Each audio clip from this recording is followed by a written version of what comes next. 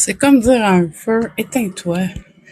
Mais c'est par les excès, la drogue, le sexe, les déménagements. Donc, j'ai fait une tentative de suicide.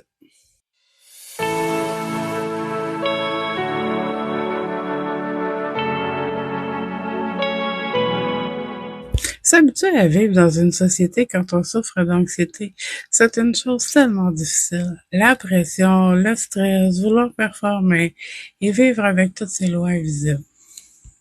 Je m'appelle Nancy Jean. Je vis avec l'anxiété depuis que je suis toute petite. Mes traumatismes d'enfance m'ont amené vers une anxiété très intense que j'ai longtemps ignorée par ignorance. Mais avec le temps, ça s'est amplifié avec ce qu'on appelle le trouble d'anxiété généralisée, le TAG. Tout était devenu un défi misérable. Tout était devenu un danger. Sortir de chez moi était presque impossible. C'était vraiment ma sécurité contre les maladies, les agressions et même la peur d'un faire voler ma sacoche. J'étais rendue vraiment intense et pathétique.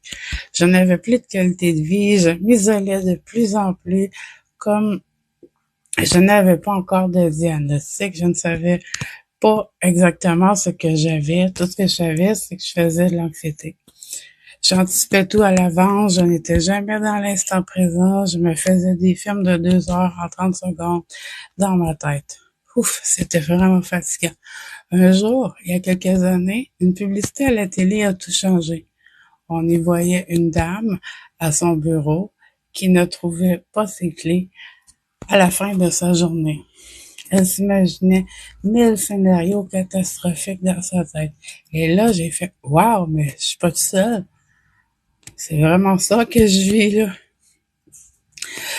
Et là, j'en ai parlé avec ma mère, mais elle m'a dit « Arrête de t'imaginer des choses. Tu fais ça pour attirer l'attention. C'est normal. » Mais en même temps, je me posais la question dans ma tête. C'est quoi être normal? Il faut dire qu'à l'époque, la maladie mentale était très tabou. Donc, j'ai encore ignoré, mais plus ça allait, plus je me disais, ça va bien aller. Alors que mon système d'alarme était dans le rouge 24 sur 24.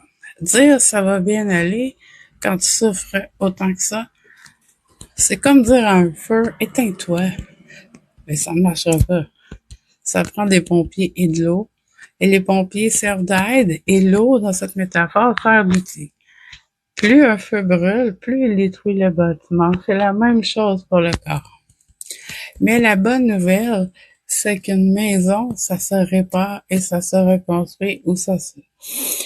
Même si je savais que c'était de l'anxiété, les paroles de ma mère restaient encore dans ma tête. C'était normal. J'ai essayé de tout oublier par les excès, la drogue, le sexe, les déménagements compulsifs en me disant je suis plus bien ici, je vais essayer ailleurs. Ça marchait à court terme, mais le tourbillon revenait toujours jusqu'au jour où le pire arriva. Je me suis dit, je peux plus vivre ça. Donc, j'ai fait une tentative de suicide. Mais heureusement, la vie a fait en sorte que je sois encore là aujourd'hui pour pouvoir aider. J'ai enfin parlé à un médecin qui m'a orienté vers les bonnes ressources. Mais j'ai réussi. Mais j'ai aussi compris une chose, gérer l'anxiété, ça se limite pas à respirer ou à méditer. J'ai dû trouver mes propres outils. Aujourd'hui, ma page, mon rôle de coach, c'est de t'offrir ces outils-là. Des outils qui vont fonctionner pour toi dans ta réalité.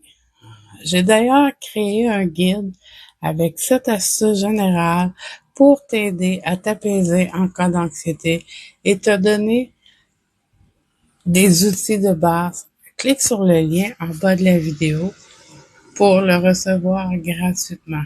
Et si tu veux des outils adaptés spécifiquement à toi, écris info en commentaire et je t'expliquerai comment je peux t'aider et t'orienter vers ta propre solidité.